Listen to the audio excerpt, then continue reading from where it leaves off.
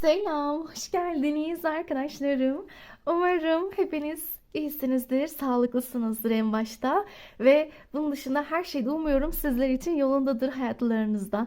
Bugünkü konum özellikle aslında birçoğunuz bunu çok fazla istiyorsunuz, seviyorsunuz da. O yüzden ben bugün istiyorum ki sizi bekleyen müjdelere bakalım.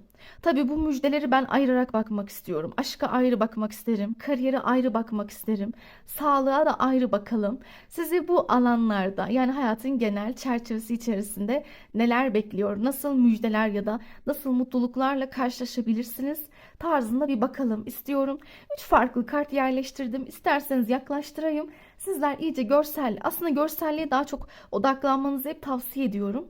Ama tabii anlamlarını da söylemek isterim. Hangisini isterseniz ya da çekilirseniz onu alıp kabul edebilirsiniz. Peki o zaman ben şöyle kartları yaklaştırayım. Şöyle odaklayalım. Özellikle bu konu başlığımızı düşünün. Yani beni bekleyen gerçekten müjde nedir? Beni bekleyen mutluluklar nedir? Yani ben artık hayallerime kavuşacak mıyım? İsteklerim olacak mı? Niyetime, muradıma erecek miyim? Ama en önemlisi artık hayallerim, düşlerimle ilgili bir hareketlilik olabilir mi? Diye soranlar için. Ya ben artık hayatımda bir renklilik istiyorum, bir canlılık istiyorum, bir enerji artışı istiyorum. Her şey çok monoton, çok sıkıcı ve çok bunalttı beni. Ama ben artık duygu boyutunda da ya da genel hayatımda da her boyutta yani bir zenginlik, bir bereket, rahatlık istiyorum. Artık birazcık daha böyle bir sıcaklık hayatımda ya da belirsiz kalan her şeyin görünür olması. Ama en çok da hayatına bir derinlik, renklilik, bir ışık da olsun artık. Yani benim için artık bir enerjiler değişsin diyenler için. Bir de son olarak rüyalar gerçek olsa diyenler. Rüyalarım, isteklerim, çok fazla düşlerim var. Yani bazen bunların çok fazla gerçek olmasını düşlüyorum. Ama bazen de diyorum ki yok ya olmaz ki. Neden hayaller kuruyorum kendi kendime? Nasıl bunlara inanıyorum desem de bir tarafım diyor ki inanmalıyım. Neden olmasın? İmkansız diye bir şey yok diye merak eden, soran arkadaşlarım için. Evet, şimdi seçim yapıldıysa ben de sizlerle beraber seçtim. Bakalım nasıl müjdeler, nasıl haberler, gelişmeler var her konuda. Şimdi o zaman hayaller kartımız, hayalperest bulutlarla başlayalım. Şöyle yan tarafa alıyorum ama başlamadan evvel aramızda hala abone olmayı unutan arkadaşlarımız da varsa abone olarak bana destek olursanız beni gerçekten çok mutlu edersiniz. Yani hem zaten motive ediyorsunuz. Mutlu oluyorum sizlerle etkileşimde olduğum süreç içerisinde ve bir o kadar da aramızdaki enerji alışverişimiz çok daha süreç içerisinde çoğalıp artacaktır. Peki şöyle yan tarafa alalım. Başlıyoruz. İlk desteği kartımızı seçenler için. Hala seçemeyenler varsa sizler yani aslında durdurup da odaklanabilir seçiminizi yaparak dinlersiniz ya da üçünü de dinleyin hangisi hoşunuza giderse onu alıp kabul edebilirsiniz. Yani tamamen seçimi sizlere bırakıyorum. Peki ben o zaman şöyle yan tarafa alayım. İlk destemizle başlayalım istiyorum. İlk desteği seçen arkadaşlarımız için kartınız şurada dursun. Hayalperest bulutları seçenler sizler için neyi bilmeliyiz, neyi öğrenmeliyiz? Önce ben aşkı sormak istiyorum. Ayırarak bakacağız ya. Önce biraz aşk hayatınızla ilgili bilgi alalım. Bu desteği seçen arkadaşlarım için aşk konusunda neyi bilmelisiniz? Aşkta sizi bekleyen gelişmeler nedir? Ya da nelerle karşılaşabilirsiniz? Aşk konusunda bu desteği seçenler için en doğru etkiler, mesajlar bizle olsun.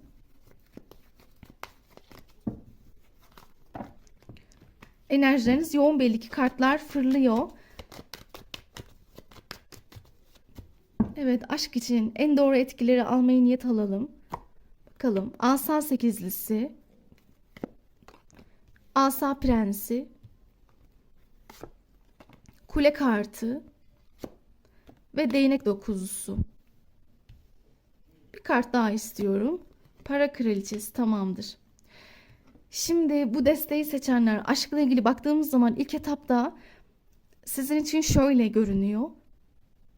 büyük bir devrim yaşayacaksınız. Evet, yani birçoğunuz büyük bir değişime hazır olsun bence. Çok hızlı hatta.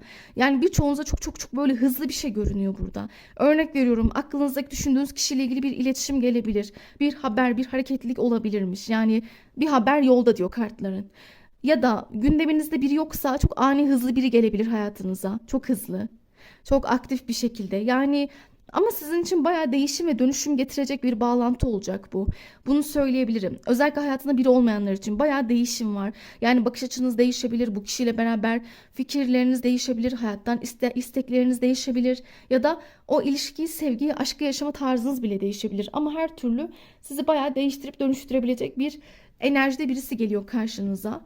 Gayet sabırlısınız. Bakıyorum ki sabır içindesiniz. Engellerle çok karşılaşmışsınız. Örnek veriyorum, ya gelen insanlar belirsizdi, ya gitgelliydiler ya da bir şekilde enerjileri sizinle uyuşmamış olabilir. Frekansınız tutmamıştır ama artık diyor senin için o evre bitti, bitiyor. Artık o evreye son vereceksin. Çünkü burada sabrınıza değmiş, bakın değecek. Yani o tılsımı diyor eline alacaksın. Sonunda o somut adımı, o somut değer diyoruz ya, o somut enerjiyi ya da işte ya evet bak istediğim gibi oldu ya, en azından gerçekten benim hayatıma ummadığım bir anda geldi. Hiç beklenmedik bir süreçte beni değiştirdi diyebileceğiniz bir kişinin gelişine şahit olacaksınız. Evet, burası çok ani bir desteği, yani açarken kartlarınız böyle çok hızlı, aktif, ani çıkmış. Yani çok ani, hızlı değişimler, büyük hızlı dönüşümlere hazırlıklı olmalısınız. Bayağı heyecanlanacaksınız, onu da söylemeliyim. Yani nasıl desem, böyle bir içiniz çok hoş olacak. Yani içinizde böyle bir tutkular, bir arzular şelale olabilir. Heyecan çok yükselebilir. Motivasyonunuz iki katına çıkabilir. Yani burada böyle bir enerji gördüm aşk hayatınızda. Özellikle bu biri olmayanlara daha uyacaktır diye düşünüyorum. Yani biri olmayan arkadaşlarımız için çok böyle sizi değiştirebilecek, sizin böyle engellerinizi yıkmanıza ya da o güven sorunlarınızı aşmanıza sebebiyet verecek bir partner var. Sadece güven de demeyeceğim. Yani burada mesela örnek veriyorum, korktuğunuz ne varsa, işte ben geçmişte şunu şunu yaşadım. Ben şu zorlu yollardan geçtim. Ben çok tecrübe ve bilgi kazandım. Hani aslında yaşadıklarım bana şunu öğretti. Sakin kalmalıyım. Belki güvenmemeliyim. Ya tabii ki hemen güvenin demiyorum ama en azından bazı tabularınızı yıkmanız gerek. Bu bir gerçek. Yani mesela geçmişte takıldığınız ne var? İşte bu böyledir, şu şöyledir ya da kesin bak bu bunu yapacak bana. Kesin ben bundan yine aynı hareketleri göreceğim. Asla öyle bir şey yok. Herkes farklı. Ha, belli bir karma yaşamışsınızdır, o başka. Belki aynı şeyleri kısır döngü gibi yaşamış, dersler almış, sınanmış olabilirsiniz. Ama bu hep böyle devam edecek diye bir şey yok. Yani bir yerde bir kırılma noktanız var ya. İşte bu kırılma noktası bu. Sen diyor bekle lütfen, bir kırılma noktasına geldin sayılır. Güzel bir şans yakalayacaksın ve lütfen onu uzan ve al. Sıkı sıkı tut. Yakala, yani fırsatları kaçırma sakın. Şansını hem ele geçireceksin. Peki biraz daha devamını getirmek istiyorum. Başka, yani ilişkiler boyutunda başka neyi bilmelisiniz? Evet, kader çarkı. Kaderinde bir değişim olacak. Yani kadersel bir evreye gidiyorsunuz. Belki de o yüzden bir tabu yıkılması, bir hayat değişimine hazır olmalısınız. Ya da artık büyük bir dönüşüme gidiyorsunuz. Bakış açınız değişiyor. Karşı taraf, gelecek olan partner güçlü birisi. Kadın olsun erkek olsun güçlü. Yani eril enerjisi yüksek. Biraz dominant, baskın. Birazcık daha sözünü geçirmeyi seven. Biraz daha liderlik vasıfları olan. Kendi bildiğini okuyan. Bazen böyle biraz inatçı olabilen, keskin tavırları olan biri olabilir. Bu kart düştü. Ama aşkta bir güneş doğuyor. Yani ben aslında birçoğunuz için yeni bir ilişki gördüğümü söylemeliyim. Birçoğunuz, bakın burada çok fazla ilişkisi olmayan arkadaşlarım var sanki. Yani sizler seçmiş olabilirsiniz burayı. Çünkü enerjinizde hep bir yenilik gördüm. Hep bir yeni bir düzen. Artık geçmişi ardınızda bırakma. İşte ya da o bitmesi gereken ilişkiler, tabuların yıkılıp yeni bir enerjinin gelmesi. Yeni bir mutluluk. Ve bu kişi çok da baskın birisi, dediğim gibi. Maskülen enerjisi yüksek bir kişi olabilir.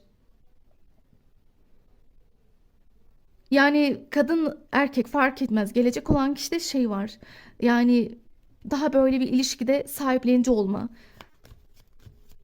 Birazcık daha sözünü geçirme isteği. Ama çok eğlenceli, çok da neşeli bir partner, enerjisi yüksek bir partner gördüğümü söyleyebilirim. Evet, yine bir değnek. Bakın ne kadar çok değnek çıkıyor. Hani bu sizin için iyi bir şey aslında. Yoğun bir hareketli bir döneme gireceğinizin müjdesi. Aşkta yoğun bir kıvılcım oluşacak ya da şöyle söylemeliyim. Sizin için güzel bir fırsat, bir başlangıç geliyor. Yani ummadığınız an bir başlama ya da ummadık güzellikleri hayatınızda aktive etmeler, başlangıcın getirdiği bir rahatlama ve mutluluk evresi oluşabilir birçoğumuz için. Bir de bu kişiyle çok heyecanlanacaksınız. Yani direkt bir tanışma hevesi, direkt bir araya gelme hevesiniz olabilir. Ya da birbirinizle birazcık daha iletişimi arttırma, hızlandırma isteğiniz yoğun olacak. Biraz bekle diyor. Az kaldı. Muradına ereceksin. Yani bak burada zaten diyor güzel bir ilişki, güzel bir partnerlik, güzel bir aşk seni bekliyor. Nasıl bir aşk? Yani birbirinize sadakat gösterdiğiniz, birbirinize değer verdiğiniz, birbirinizle vakit geçirmekten keyif aldığınız ve hatta yani ileriye de taşımak, götürmek istediğiniz bir partnerlik, ciddiyetin olduğu bir ilişki olabilir. Ama o çok merhametli de olacak, şefkatli yüksek birisi olacak, anlayışlı olabilen, sizin iyi kötü anlarınızda yanınızda olabilecek. Bir şekilde onunla böyle çok gülüp eğlendiğiniz, neşesiyle mutlu. Onun zaten çok neşeli bir yapısı çıkmış. Çok enerjik, şen bir tarafı var. Şen şakrak. Hatta hayat dolu birisi. Hayata pozitif gözlerle bakabilen birisi olduğunu söyleyebilirim. Böyle birisi lütfen hazır olun. Yani sizin kaderinizde bir değişim yaratmaya geliyor. Öylesine bir partner değil bu. Yani hadi işte öylesine bir flört ettik bitti gitti değil. Hayır. Bu böyle sizde büyük bir köklü bir değişim yaratmaya gelen bir insan. İşte dediğim gibi bakış açınız olur. İlişki örnek veriyorum belki birçoğunuz diyorsunuz ki işte ben yakın zamanda ilişki istemiyorum ya da ben kimseyi hayatıma almak istemiyorum. Ya da işte örnek veriyorum ben ciddiyetten uzağım diye olabilir diyebilirsiniz. Ama bu kişi öyle değil işte bu kişi geldiği gibi siz ya aslında ben istiyormuşum ya aslında içimde var böyle bir istek. Ya meğersem istermişim yani demek ki fikrim değişebiliyormuş. Yani şu anki düşüncelerle gelecekteki düşüncelerimiz hep farklılık gösterir zaten. Bakış açılarımız değişiyor. Hayat nasıl devinim halindeyse bizler de değişiyoruz. Düşüncelerimiz de değişebiliyor. İşte sizin için de burada büyük bir değişim var. Bu değişimi de bu insanla deneyebilirsiniz. Deneyimleyebilirsiniz diyelim daha çok. Bunun dışında bu tutkulu bir ilişki olacak. Onu söylemek isterim. Yani tutkunun yoğun olduğu, arzulu bir ilişki ya da böyle sizi heyecanlandırabilecek birisi. Onunla vakit geçirirken keyif alacaksınız. Yani o sizi sıkacak ya da yani pek de bilmiyorum duygularından emin değilim diyebileceğiniz birisi asla değil. Zaten daha ilk tanıştığınız an bile burada çok büyük bir heyecan enerjisi aldım. Bir de fark ettiyseniz hep ateş elementi çıktı. Bu kişi ateş gruplarından olma ihtimali yüksek. Koç, aslan, yay burcu, yükseleni ya da ayı da olabilir. Haritasında baskındır ya da belki burçlarla aranız yok ama en azından az önce tanıttığım karakter özelliklerine odaklanın. Yani bu kişi ateş niteliğinde birisi olacak. Böyle biraz cesur, cabbar, gerçekten kadın olsun erkek olsun böyle bir hareketli bir tarafı olan, cesareti kuvvetli olan, liderlik vasıfları gelişmiş, girdiği ortamda neşesiyle, güler yüzüyle dikkat çeken, insanları motive edebilen, hayata umutlu gözlerle bakabilen ve gerçekten espritüel tarafları olan, sevdiklerine karşı olabildiğince çok sahiplenici, biraz da kıskançlığı da baskın olabilir. Onu da söylemeliyim. Evet, burada çok fazla bir başlangıç etkisi aldım sizler için. Güzel bir başlangıç evresi diyeyim daha çok. Ama şu da var. Şimdi biliyorsunuz kolektif genel yorumladığım için tabii burada ben daha çok yeni enerji gördüm ama şimdi bir kısmınız bu kartı seçenler diyebilir ki benim hayatımda biri var. Gündemde biri. O zaman sizin için şunu söylemek istiyorum. O gündeminizdeki insanla bu ilişkinin sıcaklığı daha da artacak. Yani örnek veriyorum haber bekliyorsanız eğer ondan bir iletişim gelebilir. Ya da zaten devam eden bir ilişki ise onunla iletişimleriniz hızlanabilir. Ama her türlü burada bir beraberliği olan ya da aklında biri olanlar için bir hareketlenme çıkmış. İşte ne gibi mesela onun aranızdaki tutkunun artması gibi, aranızdaki yakınlaşmaların, görüşmelerin çoğalması, biraz daha size merhametli, şefkatli, koruyucu davranması, sizi biraz daha sahiplenip kıskanması, işte bunun dışında biraz daha gülüp eğlenmeler ya da o içinizdeki duyguları rahatça birbirinize ifade etme. Çünkü burada açıklık ve netlik var. Birbirinize duygularınızı ifade ederken zorlanmayacaksınız. Ve şunu fark edeceksiniz. Ya diyeceksiniz bu ilişkinin bir şeyleri değişti sanki. Yani geçen ay böyle değildi. Bak şimdi nasıl da değiştik. Hani gibi. Hani böyle düşüncelere girebilirsiniz. Bak bu hiç böyle değildi, davranmazdı. Ne oldu da değişti? Sanki daha böyle hevesli, istekli, daha böyle tutkulu, daha duygularını açar bir vaziyette onu görebilirsiniz. Ama en önemlisi ilişkinizde, bağlantınızda belli başlı tabular sizin için de bu geçerli. Belli tabular yıkılacak, engeller. Yani sizi durduran, engelleyen ne varsa ilişkinizde sizi işte geri tutan, işte örnek veriyorum iletişim noktasında olabilir, bir araya gelmek noktasında sizi engelleyen her türlü durumu yıkmak için O da sizde mücadele vereceksiniz. Aslında o yüzden bir kadersel değişim var belki de bu destede. Hem biri olmayanlar için sizi harekete geçirecek, duygularınızı açmanıza, o kalbinizi tekrar canlanmanıza vesile olacak bir partner varken, hayatında aklında biri olanlar için de hem ilişkinin seyri çok güzel bir noktaya gidiyor. Ama en önemlisi engelleri ya da o sizin yıkmanız gereken bazı bariyerler var. Onları yıkıp atıyorsunuz. Ve o yüzden de elinize bir somut bir değer, somut bir adım geçiyor. İşte bunun mutluluğunu yaşayacakmışsınız. Evet, yani ben genel olarak bunu söyleyebilirim aşk hayatınızla ilgili. Böyle bir durum var. Ama beraberliği, birlikteliği olanlara şu konuda uyarmak zorundayım. Anlık fevri çıkışlar, hareketlerden, anlık kıskançlıklar, kuşku, şüphe, kuruntu, birbirinizi yargılamalardan lütfen uzak kalmaya çalışın. Bu da uyarı olarak gelmiş. Ya da anlık stres ya da anlık böyle tavır almalar, işte gündelik hayatın stresini birbirinize yansıtma, anlık celallenme. Bunlara çok fazla dikkat etmeye çalışın. Evet, bunları ekleyip söyleyebiliriz. Peki o zaman ilişki böyleydi buraya için ama bir de kariyeri soralım. Bir de kariyer hayatınızı, işi, maddiyatı soralım. Evet, şöyle kartlarımızı iyice karıştıralım. En doğru etkileri, mesajları almaya niyet alalım. En doğru etkiler, enerjiler bizlerle olsun. Kariyeriniz, iş hayatınız ya da maddiyatınız genel olarak neyi bilmeli bu desteği seçenler? Eğitim olur, yani okuyanlar eğitim olarak bunu baz alabilir. Kılıç ası, asa kralı, şeytan, ermiş, güç kartı,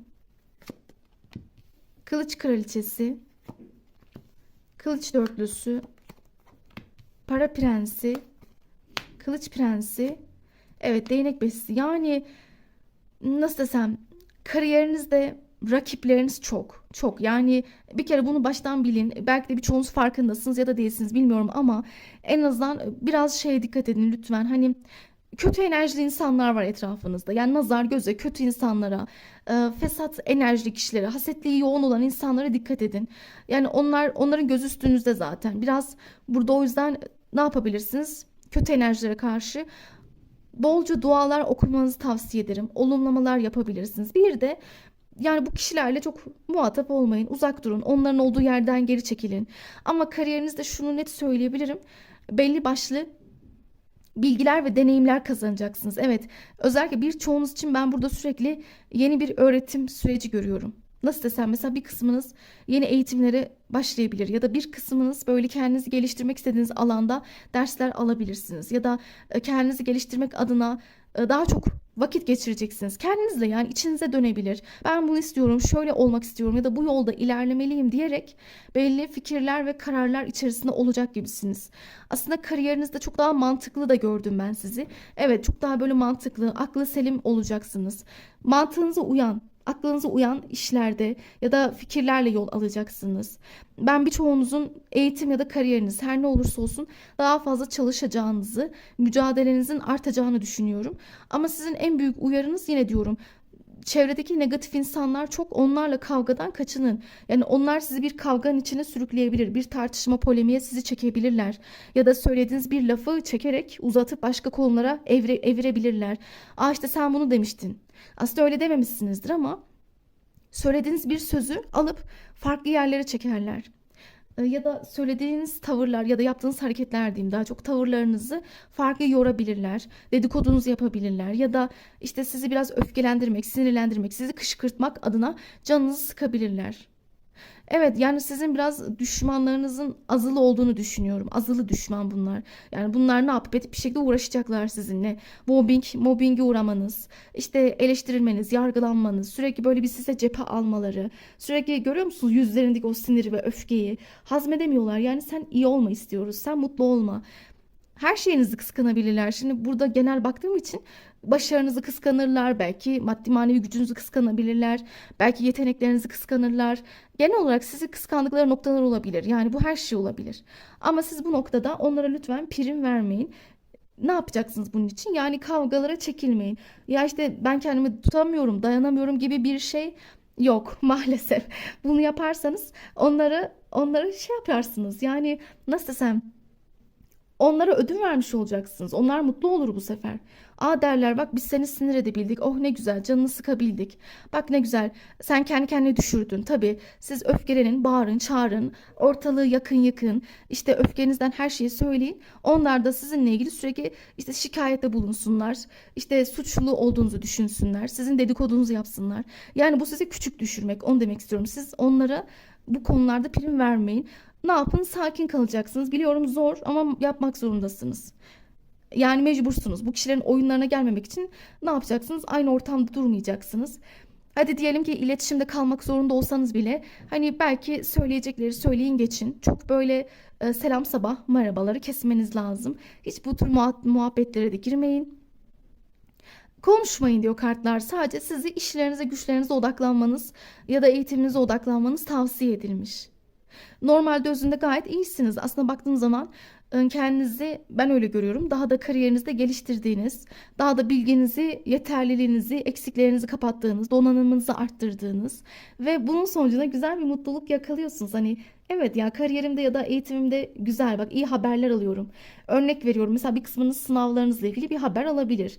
İşte bak çalıştım oldu gibi. Hani güzel küçük küçük haberleriniz gelecek. Onu demek istiyorum. Ya da işte bulunduğunuz iş ortamında belli kişiler tarafından takdir toplama. Yani değer görme ya da birilerinden güzel sözler duymak. Hani biliyorum küçük ama en azından tebessüm ettirecek güzellikler bunlar. Küçük de olsa önemli değil. Büyük küçük ne fark eder? Her türlü diyor ki sen yine de bir tebessüm edeceksin. Senin sevineceğin güzel bazı haberler ya da güzel böyle takdirler alabilirsin. İnsanlardan güzel geri dönüşler görebilirsin. Ya da işinle ilgili güzel böyle başarıların adım adım ufak ufak arttığını görebilir misin? Bu neden olacak? Sen işine odaklandığın için, sen eksiklerini kapattığın için, kendini geliştirdiğin için, ona buna prim vermediğin için, onunla buna yüz göz olup kavgalara girişmediğin için, dedikodulara mahal vermediğin için. Bunu lütfen yapın, yapmaya çalışın. Zor ama mecbursunuz. Eğer başarılı, daha iyi olmak istiyorsanız. Ve bunun yanı sıra bir de bence en güzel cevap şu: sizi büyük bir güç bekliyor kariyerinizde. Güç yani birçoğunuzun böyle ben daha hırslı olacağını düşünüyorum. Evet, daha da hırslı, atak, hareketli, çevik, aksiyon dolu. Daha da ben buradayım. Ya da ben zorlukları aşarım. Ben her türlü üstesinden gelirim. Ben ne yaparsam yapayım olur yani. Bir şekilde o rekabeti daha da arttıracaksınız. Onların size ulaşmasına izin vermeyeceksiniz. Ya da sizi geçmelerine müsaade etmeyeceksiniz. Sizi biraz çünkü çok yormuşlar belli. Biraz gerginsiniz. Bu sıralar sinir stres seviyenizi lütfen kontrol etmeye çalışın. Ve nazara göze de uyardım. Dediğim gibi dikkat edeceksiniz. Bolca okuyacaksınız. Ve bunun yanı sıra dinlenmeyi de ihmal etmeyin. Çünkü bu kadar hırs, çaba, emek tabii bir yerde yorgunluk da getirecektir. Hem zihnen hem bedenen. Dinlenme, istirahati de unutmayalım. Biraz arada uykunuzu ihmal etmeyin. En çok uyku zaten. Yani uykunuza çok odaklanın. Rahatınıza bakın ama burada uykudan kastı kış uykusu gibi değil lütfen. O anlamda değil. Tamamen yeterli bir uyku seviyesi yeterli olacaktır. Bunun dışında bir de burada bazı haberleriniz olacak. Bir kısmınızın böyle başvurduğu yerlerden ya da bazı beklediğiniz haberler var mı? Yani bazı iş yerlerinden, firmalardan. Her türlü bir haber var ama sizin için. Belli gelişmeler işte ya da işte şuraya başvurdum da onunla ilgili bir şeyler bekliyorum diyenleriniz varsa, bir geri dönüş bekliyorum. Onunla ilgili güzellikler var. Çünkü güzel haberler çıkmış. Burada çok fazla haberler ve bu haberlerin getirdiği bir mutluluk var sizin için. Özgüvenlisiniz, onu demek isterim bir de. Yani çok özgüvenli bir desteğiydi burası bence. Hani ne kadar rakipleriniz sizi sıkan, daraltan, sizi böyle üzen, kıranlar olsa da siz yine de şeysiniz, güçlü duruyorsunuz. Bana ne diyorsunuz? Ne yaparlarsa yapsınlar. Ha belki bazen arada dilinize hakim olamayabilirsiniz. Bu da normal bir şey. Ama hakim olmak zorundasınız bu kişilere karşı. İşte bunun dışında bir de şunu da söylemek isterim. Siz daha da tutkulu olacaksınız. Aslında fark ettiyseniz bu bakım yani sizin kariyeriniz biraz tavsiye niteliğinde de olmuş. Tutkularınız daha da artabilir. Ne gibi? Yani birazcık daha hayalleriniz, amaçlarınız ya da o hedeflerinize daha da kitlenip odaklanacaksınız. Hedefi 12'den vurmak istiyorsunuz birçoğunuz. Onu fark ettim. Ve bu uğurda tamamen insanları, birilerini, onu bunu geçip kendi hedeflerinizi kitleniyorsunuz. Bunun sayesinde de büyük bir sizin için güçlenme var. Evet, bu deste sizde hem güçlenmenin getirdiği bir etki olacak hem de o istekleriniz neyse ya da o tutkunuz, artık tutku diyeceğim, o bağımlı olduğunuz noktalar ne ya da sizin o kafaya taktığınız ne acaba? Mesela neyi kafaya taktığınız bu deste, yani örnek veriyorum, bir yükselme, bir terfi mi ya da maddi bir kazanç mı ya da işte almak istediğiniz bir şey mi var, yapmak istediğiniz bir iş, bir alan mı var? Yani o kafayı taktığınız şeyden diyor vazgeçmeyeceğinizi görüyorum ben en azından. Vazgeçmiyorsunuz ve ruhunuzun, kalbinizin sesini dinleyerek ilerleyeceksiniz. Ve bunun sonucunda da tabii ki ne olacak? Hem kendi kalbinizle yol aldığınız için daha mutlu olacaksınız. Hem de sevdiğiniz, istediğiniz yerde olacaksınız. Ve bunun sonu ne olacak? Tabii başarı. Tabii mutlu olduğunuz, sevdiğiniz şeyleri yaptınız mı? O alanda olduğunuz mu? Mutluluk da beraberinde, güçlenme de beraberinde gelir. Ve siz daha da alanınızda iyi olursunuz. Ya da daha da güce kavuşursunuz. Birilerine es geçer, onları elersiniz diyebilirim. Evet, kariyeriniz genel olarak bu doğrultudaydı bu deste. Ben bir de bir tane daha uyarım var sizin için. Evet, biraz kıskançlık, göz nazar dedik, sinir, öfke dedik ama hırslarınıza da dikkat edin tabii. Yani evet, hırs biraz güzel ama fazlası iyi bir şey değil. Hırsın fazlası sizi zarara sokabilir. O hırslarınız sizi daha da öfkeye sürükleyebilir. Keskin sirke küpüne zarar. Yani siz de birazcık o hırsları, o siniri kontrol etmek zorundasınız. Ne yapacaksınız? Elinizden geleni yapacaksınız. Kendinize de vakit ayıracaksınız. Birazcık kendi hedeflerinize, hayallerinize yöneleceksiniz. İsteklerinizi gerçekleştirirken de çok fazla zorlamadan kendinizi akış içerisinde yaparsanız daha sağlıklı olabilir. Hani bunları da söyleyelim. Evet, kariyer bu doğrultudaydı bu desteği seçenler. Güç yarışları, inat yarışları. O yüzden hırs dedim aslında. Bu tür kavgalardan kaçının. Niye bunu söylüyorum? Bu sizin ruhunuza zarar çünkü. Onları geçtim, o diğer insanları geçtim. Sizin kendi ruhunuza bile zarar. Siz bile bir yerden sonra yorgunluk, yıpranmışlık hissedeceksiniz çünkü. Hani ne yapıyorum ben? Hani neden böyle hissediyorum? Hani bir yerden sonra mesela başarılı olacaksınız ya diyelim. O başarıyı elde ettikten sonra şunu diyebilirsiniz. Of, buraya kadar geldim ama çok yoruldum. Bilmiyorum, acaba hani bu kadar yorgunluğa değdi mi? Bazen bir an bunları bile düşünebilir misiniz? O yüzden en başta hep diyoruz ya, ruhsal enerjiniz, kendi sağlığınız, sonra diğerleri. Sonra diğer konular, gündemler. Burada da sizin için böyle bir uyarı çıkmış. Evet, bunları söyleyebiliriz. Eğer ki hoşumuza gittiyse, uyduysa, beğendiysek diyelim. Ama ben bir de son olarak isterseniz sağlığa da bakayım. Aslında çok böyle burası dinç bir enerjideydi ama yine de isterseniz böyle bir sağlığı da soralım istiyorum. İsterseniz bir sağlığı da hemen alalım. Ama genel olarak size daha çok uyarı, nazar, göz, kötü enerji. Ben sormadan çıkmıştı ama sorayım sizler için. Sağlığınızla ilgili bilmeniz gereken bir şey var mı? Bu destenin sağlığı ile ilgili. Yıldız çıktı. Evet, şifalısınız diyor. Yani arınmışsınız. Sağlığınız için bence şüphe etmeyin. Bu en güzel kartlardan biri. Özellikle birçoğunuzun belli yarası varsa, yani yara derken içsel yaralarınız, içsel acılarınız, travmalarınız varsa bu şifalanacak ya da bir aşk acınız varsa bunun iyileştiğine şahit olabilirsiniz. Bu iyileşecek her türlü ve sağlığınızla ilgili muradınız olacakmış. Ama sen yeter ki diyor, her şeyi çok düşünme, her şeyi çok kafanı takma, her şeyi çok olayları büyütme diyor. Ya da az önce anlattığım üzere işte bazı insanlara sözlerini kafaya takmayın. O ne demiş, bu ne demiş diye düşünürseniz işin içinden zaten çıkamazsınız. Biliyorsunuz, herkes her şeyi söyler. Burada önemli olan sizin ne düşündüğünüz. Tabii birilerini de dinleyin ama bazı bu az önce anlattığım haset enerjilerin tabii ki sözlerin değil. Onlar ayrı. Onları bir kenara bırakın. Size iyi gelenleri dinlemek ya da sizi yolunuzu açabilecek, tavsiyeleriyle önünüzü açarak yardım edebilecek kişileri dinlemelisiniz. Evet, sağlığınızda iyisiniz. Bakın, değnek ası. Zaten ben sizi çok dinç, enerjik, hırslı, aktif, azimli, hareketli, kararlı gördüm. O yüzden sağlığınız güzel. Ben sadece tek diyebileceğim, kesinlikle burada bir sağlıkla ilgili, nasıl diyeyim, İçinizde kalan bir travmanın ya da bir acının ya da geçmişte kalan bir üzüntünün ya da kafanıza takıntı ettiğiniz bazı sorunların iyileştiğine şahit olacak mısınız? En güzel mesajınız buydu aslında. Bunu söyleyebilirim. Eğer hoşumuza gittiyse, beğendiysek abone olup yorum yapmayı unutmuyoruz. Peki o zaman şimdi toparlayalım. Bir de ikinci kartımıza geçelim istiyorum. Şöyle bu destemizi bir kenara koyalım. Evet, diğerine geçelim. Gökkuşağının gözyaşlarıyla devam ediyoruz. Peki şöyle kartlarımızı karıştıralım.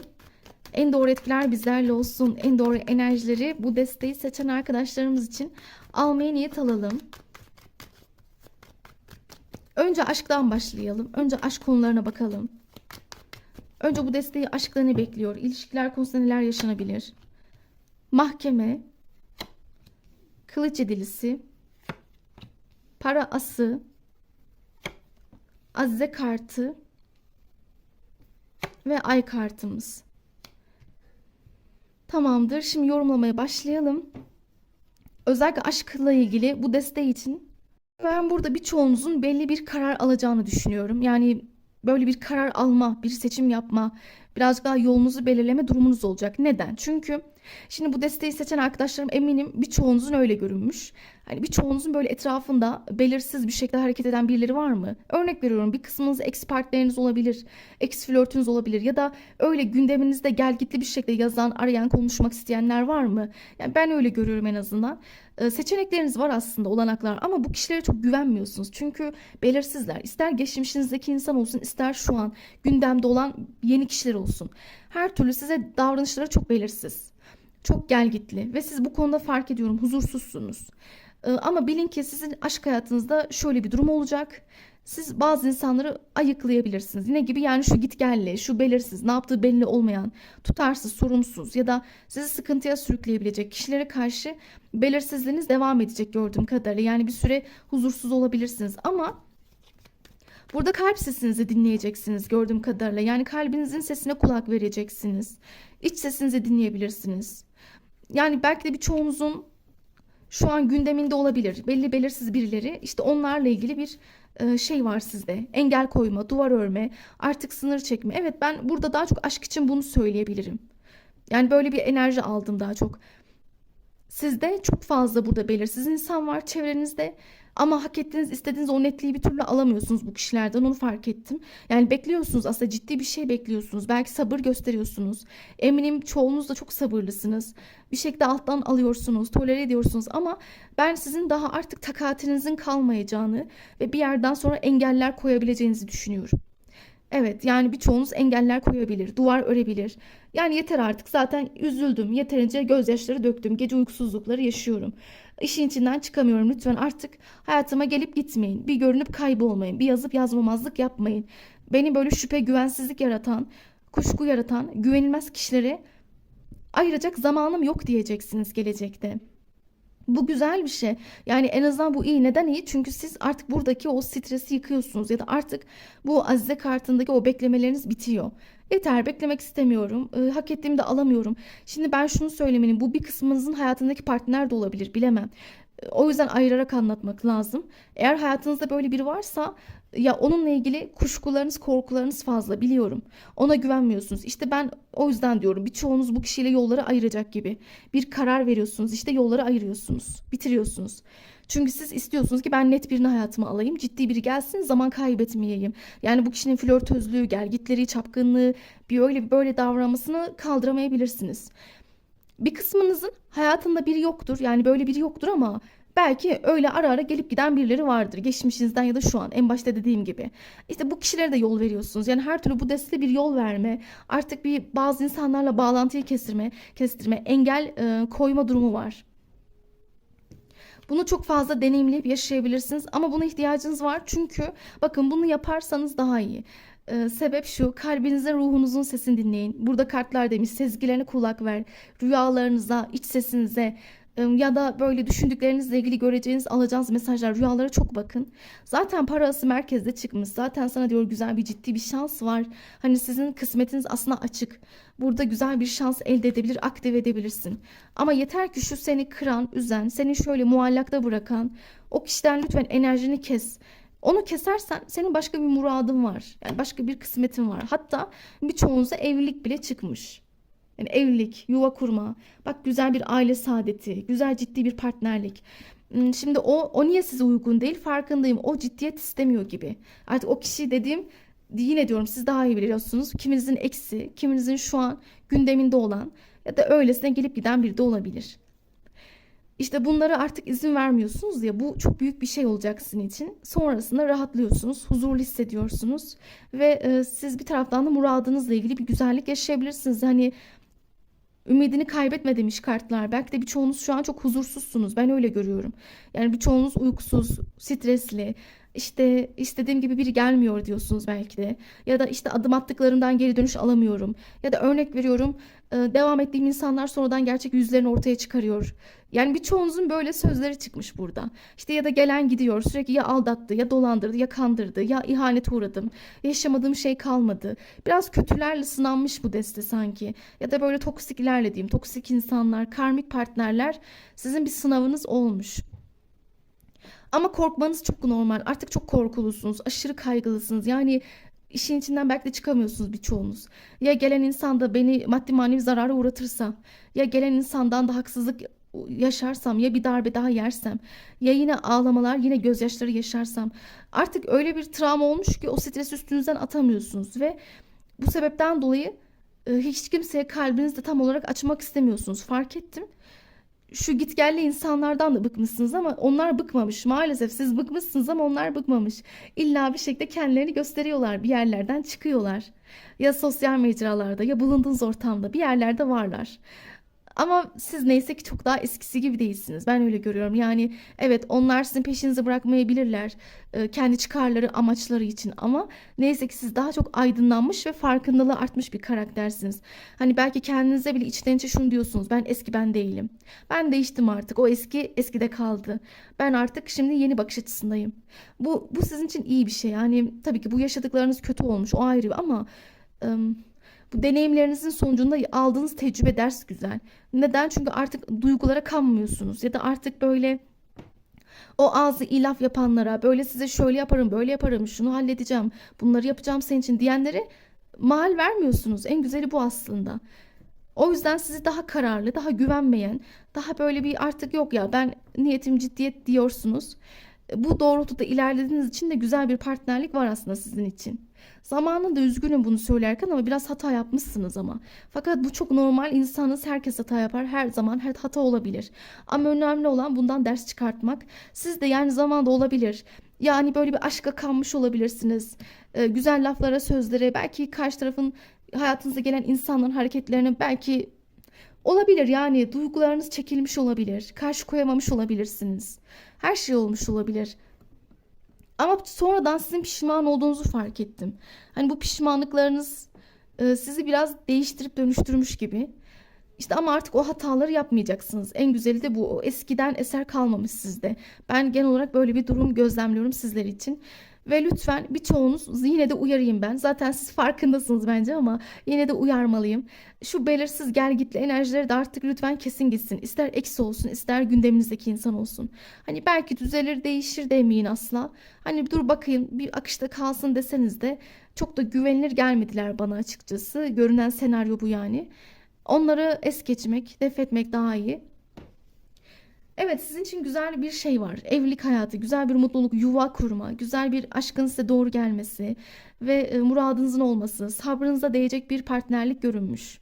Ve duygusal bir ilişki yaşayacaksınız. Ama en önemlisi, duygusallığın da dışında hem böyle güven yakalayacağınız, sadakati bulacağınız, hem o aile enerjisini hissettiğiniz, o yuva enerjisini, o sıcaklığını hissettiğiniz birisi olabilir.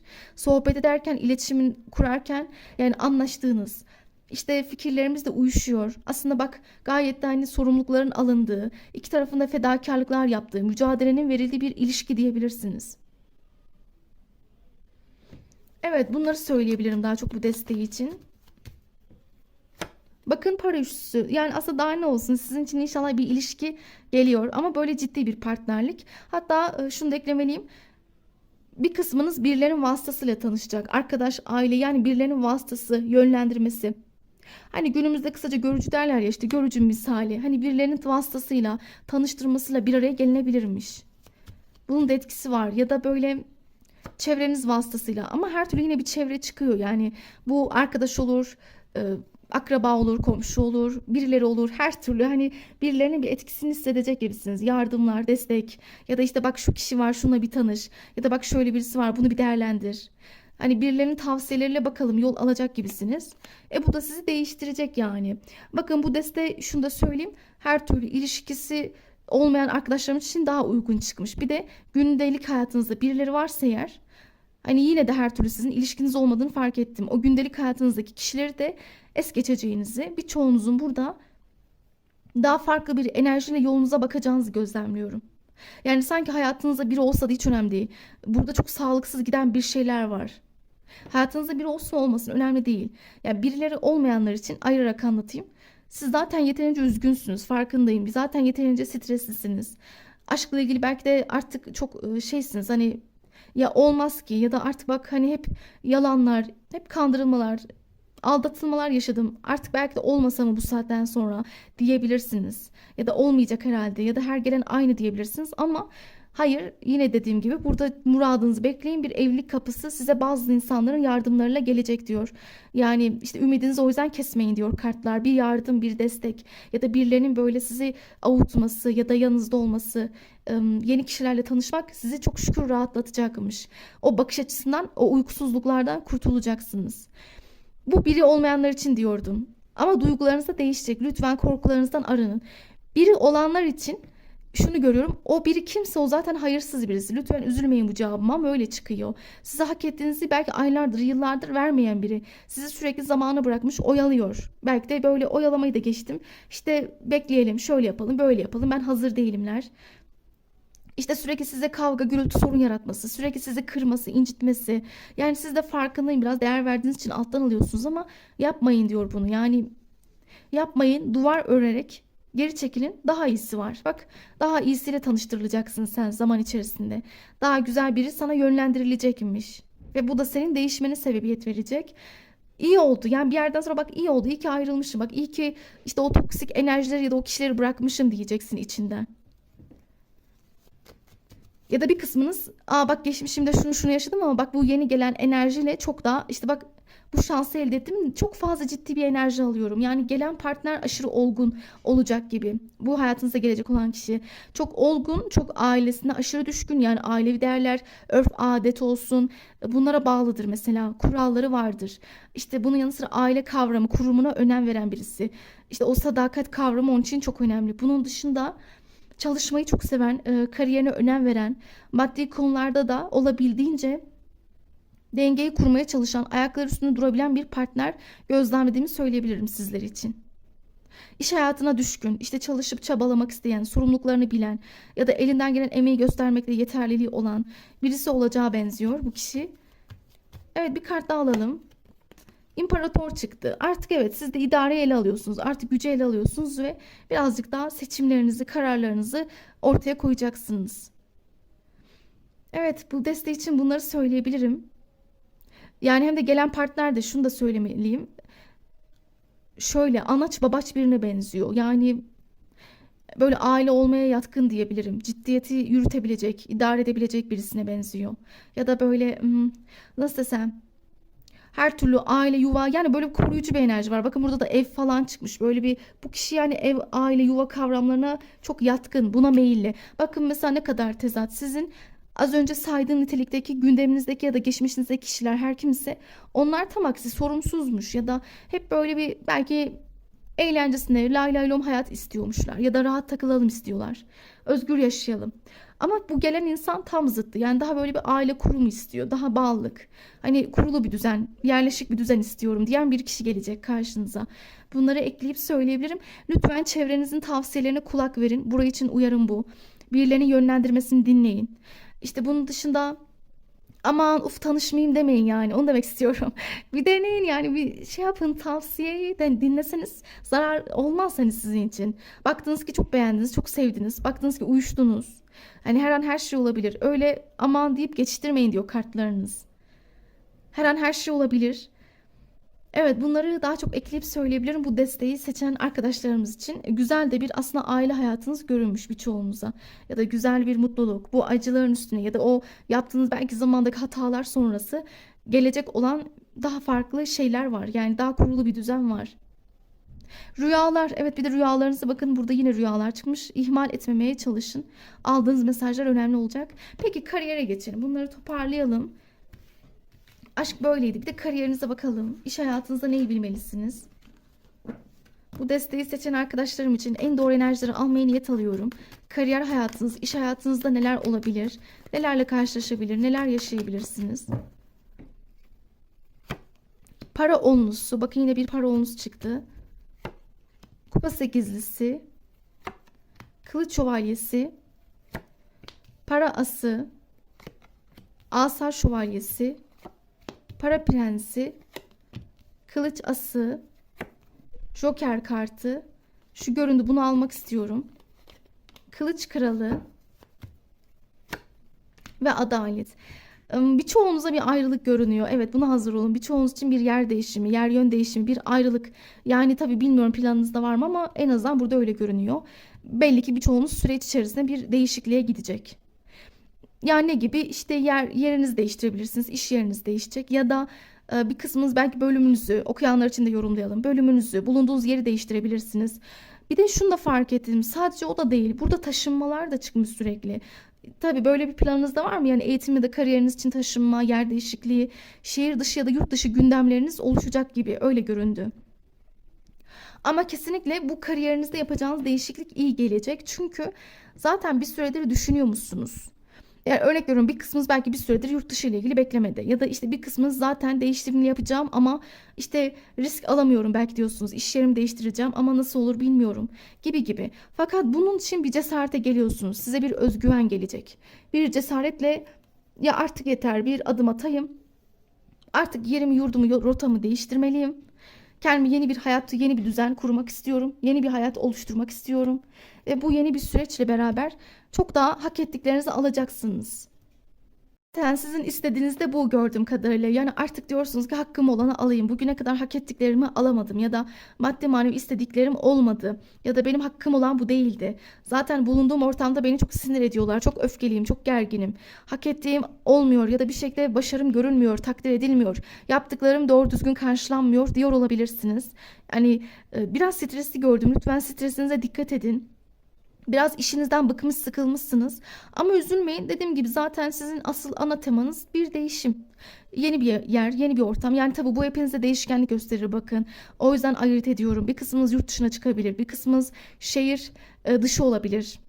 Bir kısmınız için işte yeni bir iş ortamı olabilir. Yeni insanlar, yeni çevre, yeni arkadaşlar. Yani gibi gibi hepinizde bu farklılık gösterecek doğal olarak. Ama yine de genel olarak bağlandığı nokta yenilik. Her türlü bir değişim ve bu yeni iş ortamıyla beraber siz çok daha evet kendi bilginizi ya da kendi potansiyelinizi kanıtladığınız bir durum olacak. Bu kadersel bir değişim, yani buna ihtiyacım var diyor. Artık belki bulunduğun alanı, yeri terk etmek senin kaderinde var diyor. Bu ilahi adalet tarafından olması gerekiyor. Neden? Senin daha iyi olman için. Ya da şöyle söyleyeyim, sizin daha da güçlenmeniz için. Daha da yeteneklerinizi geliştirmeniz, belki potansiyeliniz için. Yani burada kariyerinizde çok kadersel şeyler var arkadaşlarım, onu demek isterim. Sizin yaptıklarınızın daha da görülmesi ya da kendinizi iyi hissetmeniz, potansiyelinizi ortaya koymanız için bu değişime zaten ihtiyacınız var. Bu da olması gerekiyormuş. Ve bu değişimle, bu kararla beraber hatta gittiğiniz ortamda çok güzel maddi kazançlar elde edebilirsiniz. Ki para onlusuyla açılış yapmışız. Daha ne olsun? Her türlü burada bir maddi yükselme, maddi bir parlama ya da finansal olarak iyileşme, maddi gücünüzün artması gibi durumlara şahit olabilirsiniz.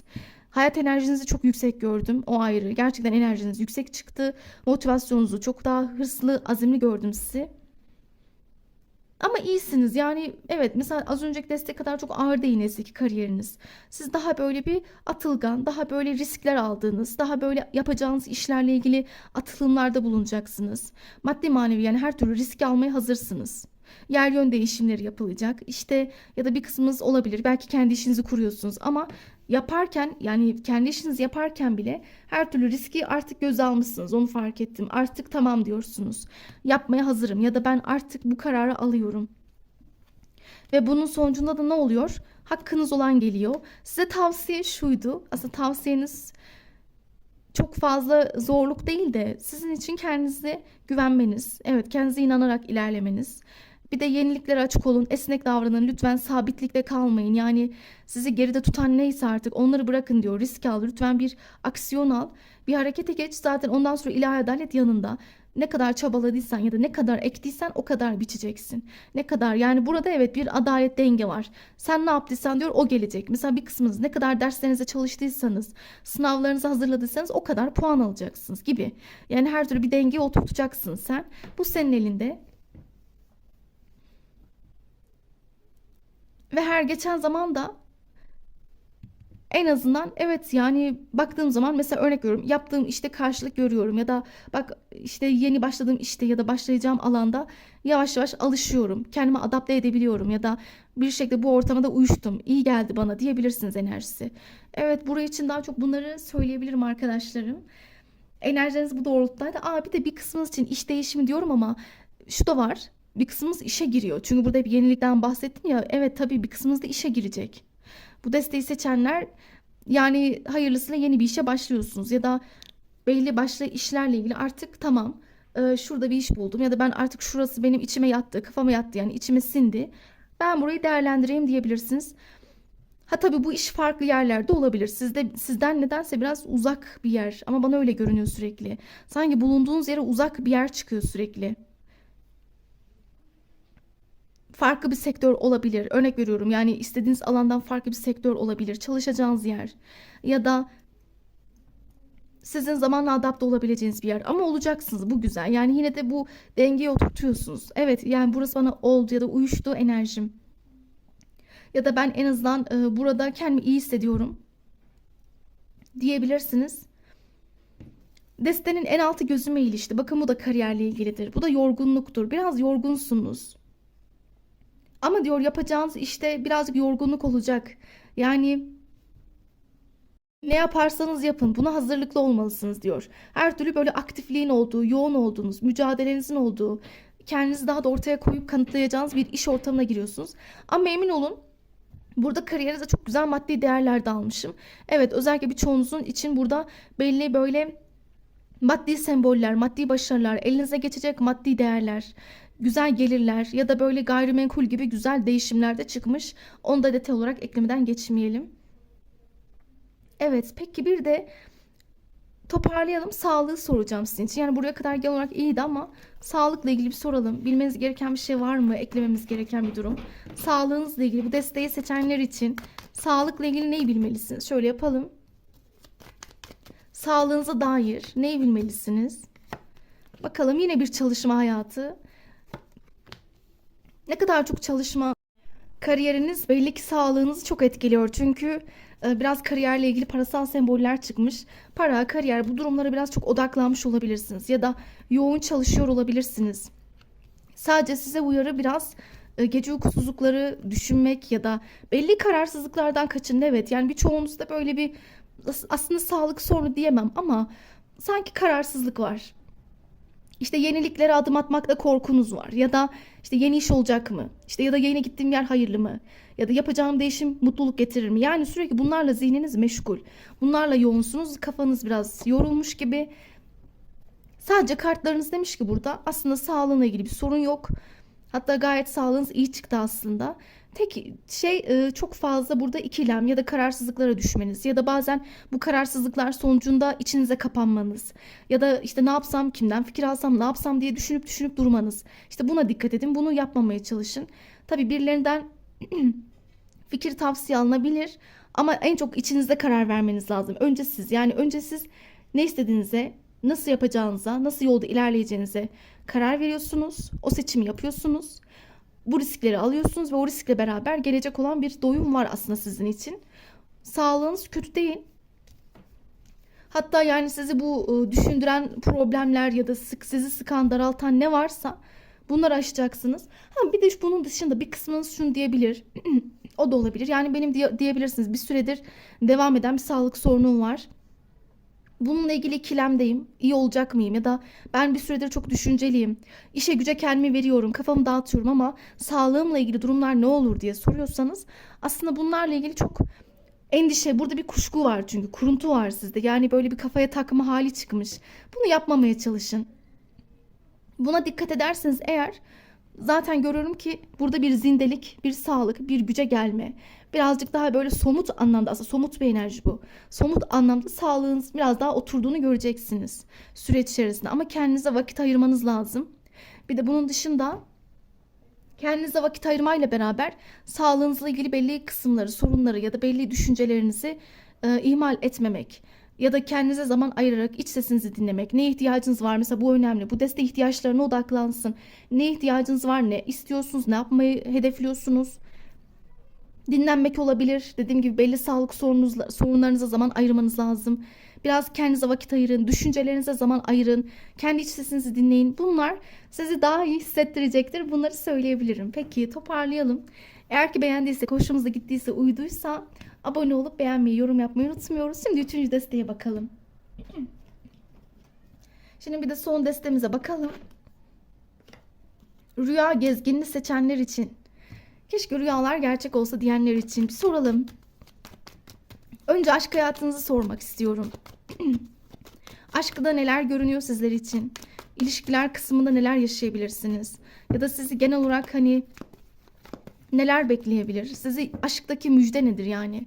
Aşkta yaşayacağınız müjde, gelişme ya da aşk hayatınızda olabilecek durumlar nasıl? Para beşlisi, baş rahip, değnek şövalyesi, kılıç kralı,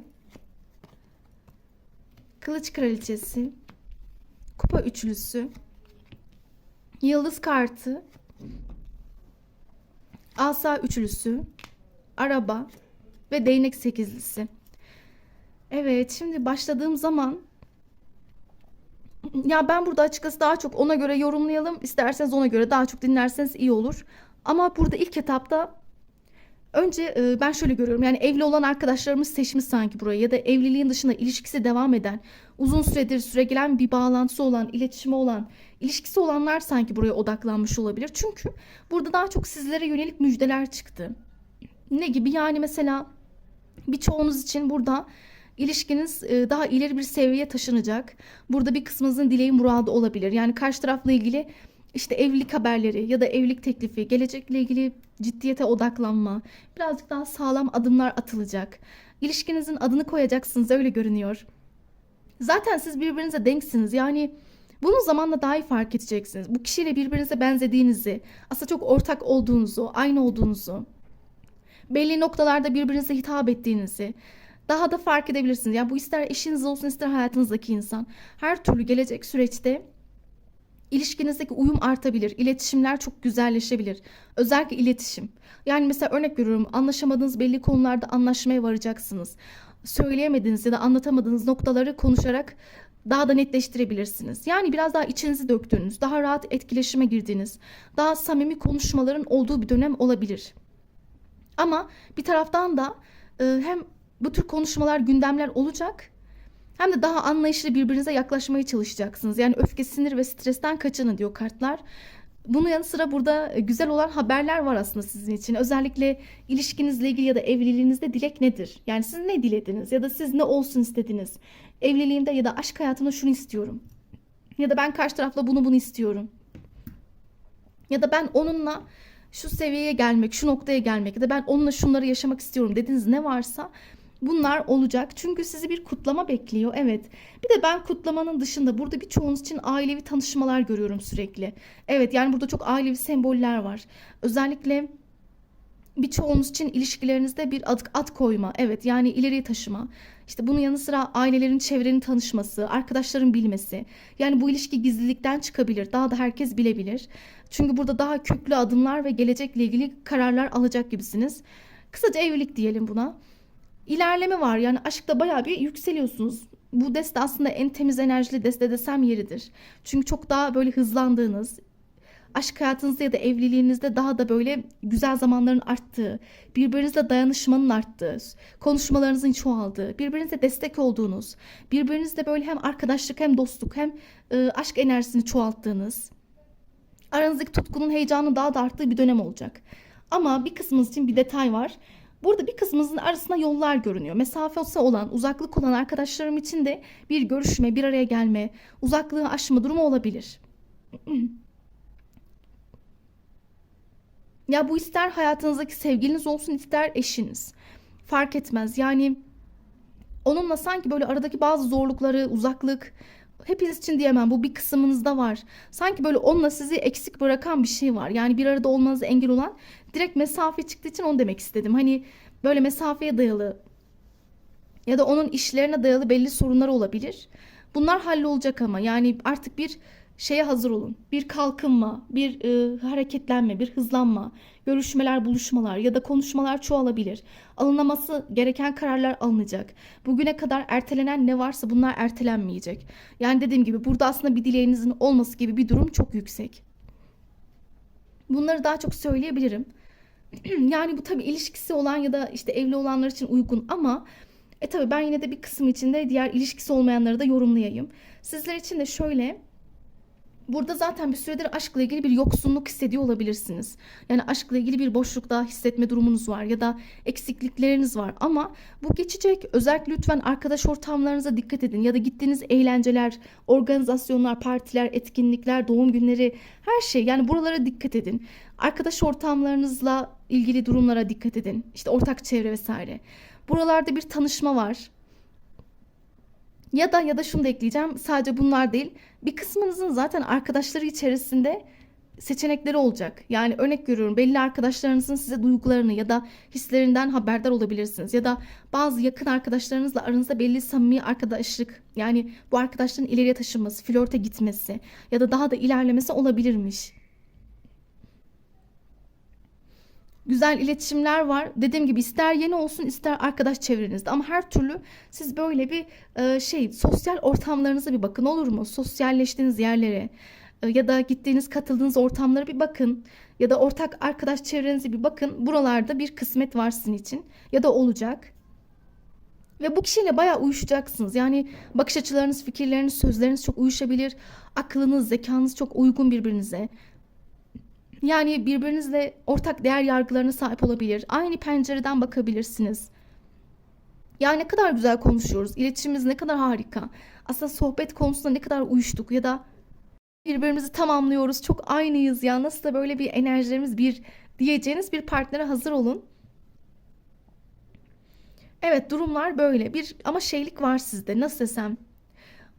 Bir hareketlenme, yani bir tanışma hali. Evet, burada birçoğunuzda da öyle görünmüş. Yani ilişkisi olanları ayırt ederek anlatırsak birçoğunuz için güzel tanışma, kaynaşmalar, flört etmeler, işte katıldığınız ortamlarda ya da arkadaş çevrenizden birileriyle flörte dahil olma.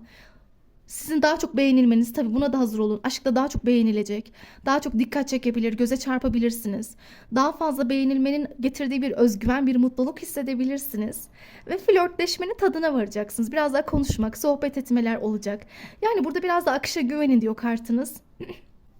Bu soğuk enerji ya da bu aşksızlık diyeyim, daha çok şu en başta çıkan bu mutsuzluk, bu enerji düşüklüğünüz biraz kalkacak. Ki ben dediğim gibi buranın enerjisi çok şeydi, aktifti. Yani sizin için bakıyorum ki burada her an güzel hareketlenmeler baş gösterecekmiş. Aşk hayatınızla ilgili genel olarak bunları direkt söyleyebiliriz. İlişkisi olan, evli olanlar için zaten güzeldi. Aslında sizin daha da bağınızın köklü ve kuvvetli olacağını ya da daha da ileriye taşıyacağınızı müjdeleyebilirim. Belli maddi manevi dileklerinize kavuşabilirsiniz. Bu da olabilir. Çevreyle tanıtmalar. Sizin ilişkinizdeki güvenin, evet bu da önemli. Güven bağınız daha da artacak. O güven daha da çoğalacak. Atılması gereken adımlar atılıyor ve bu belirsizlik hali ya da şöyle söyleyeyim, netleşmeyen, konuşulmayan şeylerin konuşulması, karara bağlanması da olabilir tabii. Evet, aşkla ilgili durum böyle. Ayırt ederek anlatırsak. Peki, burası temiz bir desteydi. Yani aslında çok böyle eleştirip yargılayacağım bir şey pek görmüyorum. Gayet iyisiniz. Sadece biraz şu psikolojiden çıkın. Yani nasıl desem, şu özlem psikolojisi ya da işte dayanamıyorum ya da işte ben bu aramızdaki işte ne olacak durum. İşte örnek veriyorum, şu mesafe ne olacak ya da örnek veriyorum, hayatınızda biri yoksa bile bu aşksızlık nereye gidiyor? Bu sevgisizlik. Ben sevilmeyecek miyim? Değer görmeyecek miyim diyorsunuz. Ama zaten destenizde çok fazlasıyla insanlar çıkmış bakın. Yani birçok böyle tanışma, kaynaşma ortamları, sosyalleşme. Yani gelecek süreçte böyle gideceğiniz ortamlarda bir müjde bir olacak yani. Artık o isteğin olacak. Hatta gayet de sana uygun birisi. Hani çok da böyle karakterine uyacak. Böyle sana hitap edebilecek. Ortak benzer huylarınızla birbirinizle arkadaşlık kurup sonra devamını getirebileceğiniz birisi olabilirmiş. Güzel bir yani tanıma tanışma evresi bekliyor. Bir kısmınızı, biri olmayanlar için diyebiliriz. Ve nasıl birisi tarif edeyim mi? Akıllı biri, zeki birisi. Yani böyle çok konuşması güzel, hitabeti güzel olan, aklı selim birisi olacak. Ve bunun yanı sıra realist birisi, entelektüel birisi. Kendini geliştirmek isteyen, hayata gerçekçi bakan, insanlarla konuşmayı seven, arkadaş canlısı, dostane tarafları olan, işinde olabildiğince detaylı ve titiz çalışan ve öyle herkese kolay kolay hayatına almayan, sınırları ve zorluğu olan, güvenmek konusunda hemen inanamayan, zamanla o güven bağını oturtan birisi olacak. Ve sosyal birisi, aktif birisi, çevresiyle zaman geçirmeyi seven, eğlenmeyi seven bir kişilik olarak da göründüğünü ve bir taraftan aktif birisi, hareketli birisi, hızlı birisi, aslında çevik bir enerjisi var ve kendine de güveni var. Bakıyorum ki kendine güveni olan, nerede nasıl konuşacağını bilen, aslında bu evet gerçekten dengeli, evet dengeli bir kişilik sergilenmiş sizin için. Ama biraz damarına basılırsa, emir verilirse ya da çok baskı kurulursa orada keskin taraflarını açığa çıkarabilecek de bir yapısı var. Onu da söylemeden geçemem. Peki o zaman aşk böyleydi. Şimdi bir de kariyerinizi soralım. Kariyerinizle ilgili en doğru enerjileri almaya niyet alalım. Üçüncü desteği seçen arkadaşlarımın kariyer hayatı ne olacak? İş hayatınız, kariyeriniz. Bakalım bir tanesi fırladı. Ay kartı, kupa ası, aşıklar, imparator, para yedilisi, para dokuzlusu, kılıç altılısı, kule, kupa yedilisi ve kupa üçlüsü tamamdır. Şimdi şöyle, aslında bu deste de biraz ikinci desteğe benziyor sanki. Sizlerde de bir yıkım görüyorum ama sizinki çok ani olabilir. Yani birçoğunuz için bunlara hazırlıklı olun. Olur mu? Yani burada işle ilgili bir değişiklik, işle alakalı köklü bir değişim, dönüşüm, işten ayrılmalar, çıkma, işte ya da bir anda olabilecek hareketlilikler, hayatınızda yaşayacağınız ani değişimler var ama bu iyi olacak sizin için. Yani bu ayrılık, bu uzaklaşma sonrasında size başka bir iş kapısını aralıyor. Ama biraz bekleyeceksiniz. Bunu nasıl tarif etsem? Yani şimdi bir ayrılık var evet ama bu ayrılık sonrası direkt hemen işe girmek diyemem. Yani bu ayrılık sonrası bir süre bekleyeceksiniz. Yani bir kısmınızın bir süre iş arayacağını ya da bir süre böyle iş planları kuracağınızı görüyorum. Artık hedef ve istekleriniz dahilinde şunu mu yapsam, böyle mi hareket etsem ya da bu yolda mı gitsem gibi kendi içinizde belli kararlar vereceksiniz. Ama yine diyorum hemen değil, hızlı olmayacak. Evet ayrıldım hemen buraya geçtim değil de sanki belli bir ayrılık sonrası iş arayışlarınız ya da işte kendinize uygun bir şey yapma isteğiniz ya da hedefiniz, hayaliniz olan durumları değerlendirmeniz olabilir. Bunun sonucu işte bir iş var. Ama önce bir değerlendirme, önce bir karar verme, önce bir bu alanda mı olmalıyım, şunu mu yapmalıyım, bu işe girmeli miyim? Hadi buraya girdim mutlu olur muyum, mutsuz olur muyum? Hep bunların kararına varacaksınız. Ondan sonra hızlanacaksınız. Bu güzel olan. Ve sizde de karar enerjisi çok baskın. Tabii burada bir karar var. Yani burada kariyer için yorumlarsam bu aşklar karar anlamındadır. Karar vereceksiniz. Belli bir kararla ani bir işten ayrılma yaşayabilirsiniz. Biraz şaşırtıcı olacak. Bu deste şaşırttınız. Evet kariyerinizde böyle şaşırtıcı enerjiler var. Yani ya da bir kısmınız evet birçoğunuzda iş ayrılığı çıkmış ama bir kısmınızda da belki işinizle ilgili işleyişler değişebilir. İşinizle ilgili ya da örnek veriyorum ilerlediğiniz yol ya da işlediğiniz durumlar, aldığınız kararlar, fikirler değişebilir. Evet hep bu yoldan gidiyordum artık bu yoldan gitmeliyim. Ya da ben işimle ilgili şöyle bir karar almak istiyorum. Ya da ben artık işimle ilgili şu değişime gitmek istiyorum gibi. Yani birçoğunuzda böyle bir durum var. Çok güzel bir aslında sonrasında güzel bir bereket var sizin için. Onu da söylemeliyim. Her ne kadar bir ayrılık, bir değişiklik ya da dönüşüme gitseniz de bu size ilk etapta çok sancılı gelebilir. Çok stresli, yorucu gelebilir. Kendinizi çok korku dolu hissedebilirsiniz. Ya işte mutlu olamazsam, ya iş konusunda istediğim gibi bir iş olmazsa, ya gerçekten istediğim gibi bir yer olmayıp da daha mutsuz olursam. Gerçekten ya hiç içim rahat etmezse diyebilirsiniz. Ya da bir kısmınız aslında az önce demek istediğim şuydu. Eğer kendi işinizi yapıyorsanız sanki kendi işinizde alacağınız belli kararlar var. Sanki hani bu yoldan gidiyordum burası bana maddi manevi kar getirmedi şu yolda ilerleyeyim. İşte bunları yaparken biraz korkularınız olsa da yapacaksınız. Her türlü yapıyorsunuz. Ha sonu kötü mü? Değil. Çünkü sonunda bir bereket var. Burada birçoğunuz için zaten bu yapacağınız değişimlerle beraber sonrasında ne olacak mesela? Birazcık daha sakince düşünecek, sakince kararlar alacaksınız. Daha sizin için bereketi arttıracak kararlar verebilirsiniz. İşte örnek veriyorum, kendi işinizi yapıyorsanız radikal bazı kararlar alarak daha da işlerinizi büyütebilir ya da güzel ortaklıklar kurabilirsiniz. Ya da işte işlerinizle ilgili bir bereket, parasal olarak güçlenme var. Bir diğer kısım için şöyle anlatacağım. Bir kısmını da direktman kendi işinizi evet bırakıyorsunuz ama sonrasında çok büyük farklı bir sektöre geçebilirsiniz. Ya da çok böyle farklı bir alanda ilerlemek ya da nasıl olur? Hani acaba değerlendirsem. Diyelim ki siz A işindesiniz ama o A işini sevmiyorsunuz. B işini tercih edeceksiniz. Çünkü orayı kalben belki de uzun zamandır hep istiyorsunuz.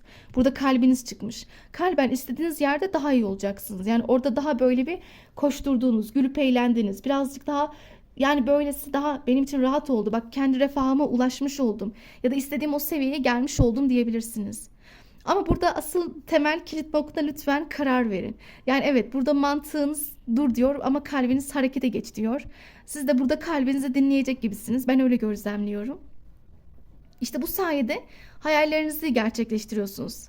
Hayalleriniz, düşleriniz ya da şu kariyerinizle ilgili artık neler kurduysanız kafanızda. Kendi işinizdir, odur budur ya da işinizde yapacağınız planlar, yeni kararlar ya da yeni sektör, yeni iş, yeni bölümler. Yani burayı dinleyen bence ikinci destenin kariyerine de bir baksın isterim. Çünkü sizin enerjiniz çok bir çıkmış. Yani 2 ve 3 çok, kariyerleriniz aynı. Sizlere de çok fazla yeni iş görüyorum. Sürekli yeni ortam, yeni sektör, yeni hayat. Sanki böyle daha yeni çevre, yeni insanlar. Çünkü bulunduğunuz yerde hiç mutlu değilsiniz. Bulunduğunuz yerde çok huzursuzsunuz. Sizin tek farkınız bu. O ikinci desteğe göre daha mutsuz olmanız.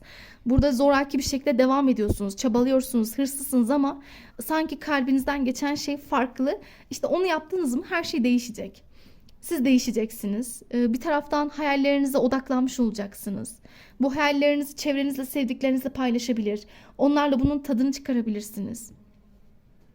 Ama bunun için önce ne yapıyorsunuz? Değişime gidiyorsunuz. Önce ne yapacaksınız? Yani dediğim gibi o korkularınızdan arınıyorsunuz ve değişime, yıkıma ya da belli kararlara hazır olacaksınız. Bunları ekleyip söyleyebiliriz. Peki bir de sağlığınıza da bakacağız. Sağlığınızı da soralım. Bununla ilgili neyi bilmelisiniz? Bir de sağlığınıza şimdi bakalım. Sağlıkla ilgili bu son desteği için neyi bilmeliyiz? Kupa şövalyesi, baş rahip, kılıç ikilisi, asa dörtlüsü ve kupa dokuzusu. Yani aslında bakın ne kadar çok dilek kartınız çıktı. Bugün hani bu üçüncü destede hep böyle dilekler, dualar, rüyalar, hisler. Ama en çok da böyle dilekleriniz fazla görünmüş. Kalpten niyetleriniz çıkıyor. Ve benim kesinlikle bu desteği tavsiyem şu olacak. Kalbinizden geçenleri yapın. Evet yani evet, aşk güzeldi, orada bir sorun yoktu ama iş kariyerinizde lütfen kalbinizden geçeni yapın. Orada da sürekli mesela siz kendi hayalleriniz çıkmış. Bunları gerçekleştirmiyor gibisiniz ya da bunlarla ilgili bir beklemedesiniz. Ama harekete geçmek ya da o kalbinizin sesini dinlemek, o kararları vermek sizi sonradan büyük bir ruhsal doyuma sürükleyecek ve daha iyi hissedeceksiniz. Hele ki sağlığınızla ilgili de baktığım zaman burada aslında sağlık olarak gayet sizi iyi gördüm. Aslında bir sorun yok. Bakıyorum ki çevrenizde güzel zamanlar geçirebilir. Özellikle birçoğunuzun aşkla ilgili mutluluğu çok çıktı. Yani bu destede çok böyle ilişkilerle ilgili müjdeler aldım en çok. İlişkilerinizde güzelleşme, ilişkilerinizdeki mutluluk, sanki o dileklerinizin olması ya da aşktaki o özlemler, o yalnızlık duygusunun geçmesiyle ruhunuzun biraz daha içinizin ısınması, kalbinizde bir doyum hissetmeler. Evet, daha çok bunu diyebilirim. Sadece lütfen dediğim gibi kariyerde kararlar vereceksiniz. İlişkilerinizdeki doyum ve mutluluk sizi daha da ruhunuza da hitap edecek. Ruhen de iyi hissettiğiniz, toparlandığınız anlar yaşayabilir misiniz? Genel olarak ben toparlarsam bunları söyleyip ekleyebilirim. Yani enerjileriniz güzel çıktı. Bir de ben son olarak şunu yapmak istiyorum. Sizler için şöyle bir şey düşünüyorum. Şimdi buradan kartlar açacağım. Böyle 3 tane. Rumi destemizle beraber sizler bunlardan birine odaklanın istiyorum. Yani ama bu sadece tek deste için, bu üçünüz için de geçerli arkadaşlarım. 3 desteği seçenler için şöyle sonuç enerjisi almak istiyorum. Sonuç olarak bir mesaj. Şöyle kartlarımızı açalım bakalım. İyice niyet alın, odaklanın. Bir bakın bakalım hangisine daha çok çekilirsiniz. Evet, Rumi'den de alalım. Ona göre mesajlarınızı belirtelim.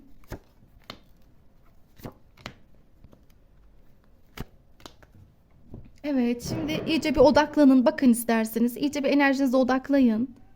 Bir bakın. Eğer seçim yapıldıysa bir 2 3 böyle bir odaklanın. Ben şimdi birincisiyle önce başlamak istiyorum. Bu kartımızı burayı seçenler için. Şifa, senin için bir şifa var diyor. Yani sizlerde özellikle sağlık olsun, iyileşme olabilir, ruhsal enerjiniz iyiye gidebilir. Ya da hayatınızda ne için şifa istiyorsanız, hangi blokajlar, karmalar, travmalar yıkılsın istiyorsanız bu aşılacak. Hatta kartında diyor ki özellikle ilişkiler noktasında seni arayan alıcını ara. Yani sizin için belli güzel haberler ya da belli güzel böyle değişimler gözlemleyebilirsiniz. Ya da örnek veriyorum, bir şekilde maddi konularda da olabilir. Yatırımlarınızın karşılığını görebilirsiniz. Ektiklerinizi biçebilirsiniz. Bu iyi bir şey aslında. Sizin birazcık daha sanki yaptıklarınızın geri dönüşü ya da aşkta da işte de ne yaptıysanız karşılığını görmekle ilgili bir durum olabilir. Peki ikiyi seçenlere bakalım. Evet, burada da yeryüzü muhafızı ile beraber şunu söyleyebilirim. Yeşil renklerle zaten gidiyoruz bayağı. Öncelikle daha böyle toprağa sağlam bastığınız durumlara hazırlıklı olun. Bu kart ikinciyi seçenler. Yani ne gibi? Mesela işlerle ilgili. İşlerinizle ilgili mesela bir sağlamlık. Ya da el attığınız işlerde güzel böyle bir bereketlenme. Hani toprak aslında biraz sağlamlık. İlişkiler, aşk konularınızda da öyle mesela. Bu da sağlamlık göstergesidir. Hatta direkt bu kartla beraber geldiği için ben şöyle yorumlamak istiyorum. Aşk şarabıyla mest olmuşum. Yani birçoğunuz için burada ilişkilerle ilgili bir sağlamlık olacak. Ya da bu kartı seçenler için ilişkilerinizde bir köklenme ya da ilişkiler boyutunda attığınız adımlarda birazcık daha sağlamlık. Bir kısmınız için yeni bir aşk müjdesi, yeni bir fırsatın size doğru gelmesi, büyük bir müjde var. Bu aşkla mest olacaksınız. Aşkın tadına varacaksınız. Ama en güzeli de sağlamlığı, o güveni hissedebileceksiniz diyor kartlarınız. Peki sonunda alalım. Evet, kış kartı çıktı. Özellikle bu kartı seçenler, üçü seçenler yani bu kış dönemi diyor ki yani ihtiyaçlarınızla ilgilenin. Ne ihtiyacınız var? Ne amaçlıyorsunuz? Ya da siz neleri eskittiniz kendinizden? Ya da neleri çok böyle yapmadınız? Neleri yapmıyorsunuz ya da şu an? Hangi durumları ihmal ediyorsunuz? Yani bu konuda kesinlikle kendinizi şımartın. Kendinize zaman ayırın. Kendinizle baş başa kalıp ilgilenmeye çalışın. Maddi manevi ne ihtiyacınız varsa, bedenen ruhen. Bunlara odaklanmalısınız. Sanki bu biraz size yönelik bir tavsiye niteliğinde bir kart. Ki Ermiş de zaten bunu çok teyit etmiş. Hani sen diyor birazcık içe dönmelisin. Bazen biraz iç sesini dinlemelisin. Birazcık daha iç sesiniz, kalp sesiniz ya da o bilgelik, o aydın taraflarınızı ya da o tecrübelerinizi biraz ortaya koymak. Ona göre hareket etmeniz. Her konuda olabilir. Düşüncelerinizle, aklınızla, bilgeliğinizle yol almak. Yapacağınız işlerde, attığınız adımlarda, seçeneklerinizde bile bilgece yaklaşmak, içinize dönmek. Hatta biraz bu kartı seçenlerin bence dinlenmeyi ihmal etmemesi, kendinizi biraz arındırmanız, içe dönmeniz çok çok rahatlatacaktır sizi. Bunları söyleyebilirim. Zaten kendi iç sesinizi dinlediniz mi? Burada bir ışık yanacak diyor senin için. Yani bir ışık parlayacak, bir şans ya da bir soru işaretine ya da kafandaki sorgulara karşı, suallere karşı bir cevap alacaksın. Sonuçlanacak neticelenmeler var. Bu senin içinde diyor ama. Evet arkadaşlarım, genel olarak ben toparlarsam bunları söyleyebilirim bugün için. Eğer ki beğendiysek, hoşumuza gittiyse, uyumlandıysa abone olmayı, yorum yapmayı unutmayalım. Diğer videolarımızda da görüşmek üzere. Kendinize çok çok çok çok çok iyi bakın. Hoşça kalın.